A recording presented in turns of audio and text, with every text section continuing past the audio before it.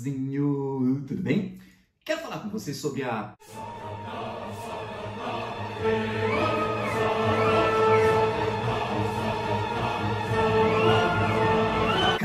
Calma, meu amorzinho, não precisa ter medo dessa prova. Aliás, eu estou aqui justamente para te ajudar. Para começar, neste vídeo eu vou apresentar a lista dos livros de literatura cobrados pelo vestibular da FUVEST 2024. Caso você não saiba, quem vai prestar FUVEST tem que ler uma lista de 9 obras literárias que serão cobradas na parte de português, tanto na primeira fase quanto na segunda fase.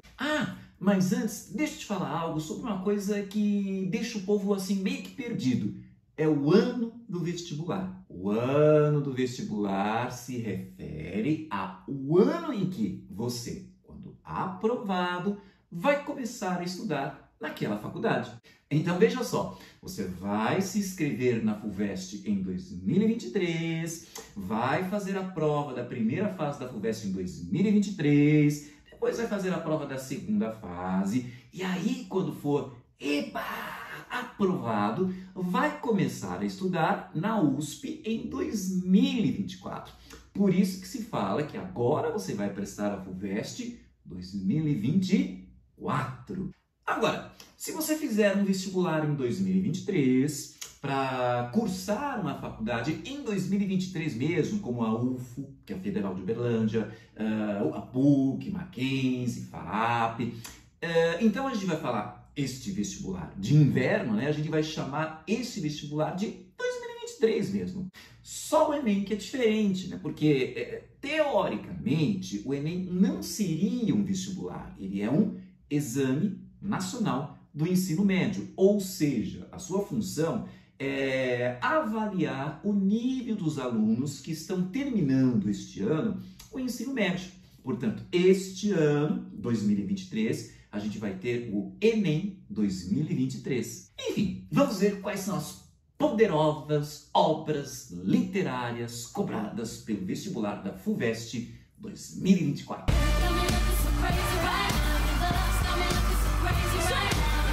A primeira obra vem do arcadismo, lá no século XVIII. Ela é do Tomás Antônio Gonzaga, o Marília de Dirceu, que são poemas que falam do relacionamento amoroso entre o pastor Dirceu e a pastora Marília. Já no século XIX, dentro do realismo, nós temos o famosíssimo Machado de Assis, com seu famoso Quincas Borba, aquele livro que dá a famosíssima frase: ao vencedor, as batatas. Já no século XX, durante aqueles anos loucos do início do modernismo, nós temos o famoso Rimo Drummond com seu livro de estreia, Alguma Poesia.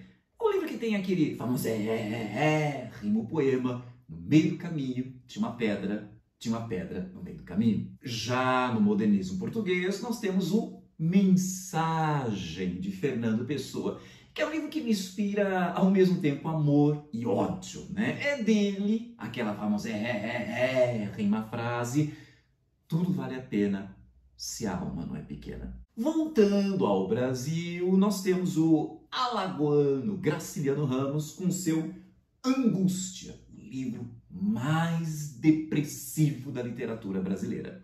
Temos também, da poeta Cecília Meirelles, o Romanceiro da Inconfidência, que, como o nome diz, fala da Inconfidência Mineira, né? Com especial atenção à figura do Tiradentes.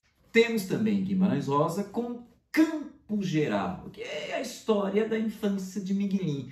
Ai, gente, uma história tão fofa, tão nhó. Mas nada nhó, e sim é o Nós Matamos o Cão Tinhoso, de Luiz Bernardo Romana, que é um conjunto de contos escritos na década de 1960 que abordam a situação muito difícil de Moçambique, né? Justamente numa época em que ainda era colônia de Portugal. E também temos um livro do maior romancista vivo da literatura brasileira, Milton Ratum.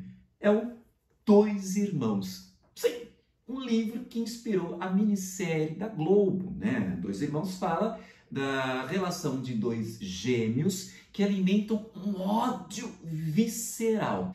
Mas deixa eu falar umas coisinhas sobre essa lista, né? Se uma pessoa fosse comprar todos esses 9 livros, sabe quanto ela desembolsaria? R$ 394,39. Tá barato. Tá barato nada, minha senhora. Mas você até poderia reduzir esse valor se comprasse usado, em sebos, né? Aliás, tem um site muito bom, que é o Estante Virtual, que está conectado a vários sebos de várias partes do país. Eu até fiz uma pesquisa. E sabe quanto você desembolsaria se fosse comprar por esse sistema? R$ 273,11. Tá barato. Mas, amor, onde você tá vendo barato? Gente, a vida do vestibulando não é fácil. Como baratear isso? Tem um pessoal aí tirando sarro da minha cara, dizendo: nossa, você ainda compra livro? Baixa o PDF. O PDF é até uma boa maneira de você baratear essa lista, né? Porque alguns você pode baixar de graça. Estou falando daqueles autores que já estão de domínio público, né? Como Machado de Assis com Quincas Borba, o Tomás Antônio Gonzaga com Marília de Dirceu, o Fernando Pessoa com O Mensagem. Já outras obras que não estão em domínio público, o valor delas em PDF, na versão eletrônica, está até bem mais baixo. Tudo bem, mas toma cuidado, né? Porque alguns PDFs, eles não respeitam a formatação original da obra. E isso é muito sério, porque de repente, veja, no Romance Segredo em Confidência, tem algumas estrofes que estão em itálico, ou estão mais para a direita, ou mais para a esquerda, e tem PDF, eu vi aí, que não respeita isso, fica o texto todo chapado. E aí você sai prejudicado na leitura e interpretação da obra. E aí, o que fazer? Você poderia, por exemplo, pegar emprestado na biblioteca da sua escola, na biblioteca do seu bairro, na biblioteca da sua cidade. Você também pode pegar emprestado de ex-vestibulandos ou do seu professor de português. Mas livro emprestado é livro devolvido. Devolva. Ou então, olha que legal, não estamos em tempos de economia compartilhada? Que tal você se reunir com seus amiguinhos e criar um clube de literatura, né? Por meio do qual vocês comprariam em conjunto essas 9 obras e compartilhariam esses livros. Por fim, a minha última dica. Em que ordem eu devo ler esses livros? Olha, se você é uma pessoa que está acostumada a ler livros, principalmente livros de literatura, eu gostaria de dizer, leia na ordem que você quiser. Ou então você poderia ler essas obras na ordem cronológica, na ordem que elas foram publicadas, que é mais ou menos a ordem que eu as apresentei aqui. Assim, você vai lendo paralelamente ao seu cursinho, ao seu terceirão, enquanto o professor vai dando as características de uma determinada escola literária, arcadismo. Aí eu vou lendo Marília de Dirceu, realismo. Aí eu vou lendo o Quincas Borba. Mas eu sei de gente que quando fica sabendo que vai ter de ler literatura, então essas pessoas que não estão acostumadas a ler, tem que fazer o quê? Entregar para Cristo? Não, gente, né? Eu aconselharia a começar pelas obras de leitura mais fácil, né? Por exemplo, o Nós Matamos o Cão Tinhoso, né? Quer dizer, são temas pesados, mas estou querendo dizer, são fáceis por quê? Porque são contos, quer dizer, são histórias curtinhas e numa linguagem mais próxima da de hoje. Aí, quando você terminar esse livro e perceber, nossa, literatura não é tão difícil assim, não. Não é esse bicho de 7 cabeças. Perdeu o trauma? Então eu aconselho, você escolhe. Ou você vai para esse aqui, Dois Irmãos. Gente, o livro é de 2000, ele foi publicado no ano 2000, então é super atual a linguagem. Você vai gostar. Ou então, tudo bem que esse é depressivo, mas é gostoso de ler, o Angústia. Você escolhe qual primeiro, tá? E depois de passar principalmente pelas experiências pesadas de angústia, ai gente, tá na hora de relaxar, tá na hora de aliviar. Nada melhor do que o Campo Geral, que é uma história tão fofa, tão vai fazer um bem enorme, ainda mais para você que é vestibulando. E nesse ponto você vai perceber, nossa, tô acostumado a ler texto de literatura e sobreviver. Encara o Machadão, leia o Quincas Borba. Já a poesia, ela exige um esforço diferente. Você tem que ler um poema, depois reler, depois parar, degustar, refletir, analisar. Então eu deixaria os livros de poesia para aqueles intervalos, sei lá, enquanto você está lá no Starbucks esperando seu café, ou então enquanto você está lá esperando o trem, o metrô, ou o ônibus, né? Ou então enquanto você está esperando o crush se arrumar, aí corre o risco de você acabar lendo a Bíblia toda. Mas aí você vai lendo 2, ou 3, ou 4, ou 5 poemas nesse intervalo, né?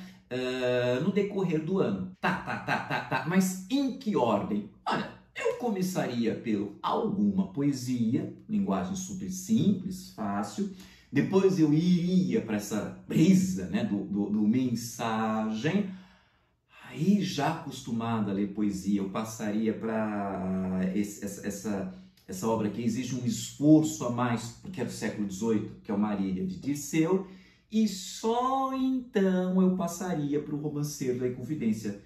Por que por último, professor? Porque apesar de ser modernista e de ser de uma linguagem fácil, né, o que acontece? Eu me lembro que um aluno me falou, né? Para ler o Romanceiro da Inconfidência, eu preciso estar com o Google do lado, né? Porque é muita referência à história, é muita referência a personagens históricas. E você não ficará desamparado na leitura desses livros. Por quê? Porque cada um deles está analisado no nosso canal. É só consultar essa playlist aqui. O livro que você estava procurando ainda não está nessa playlist? Veja bem o que eu falei. Ainda não está. Ué, e quando estará? Para ficar sabendo, é só se inscrever no nosso canal e ativar o sininho para ficar sabendo desta e de tantas outras novidades. Então é isso. Se você gostou desse vídeo, deixe o seu comentário. Curte aí e compartilhe em suas redes sociais, porque conhecimento é para isso mesmo, é para ser compartilhado. Um beijo com aquele cheiro do mato do campus da USP e até o nosso próximo encontro.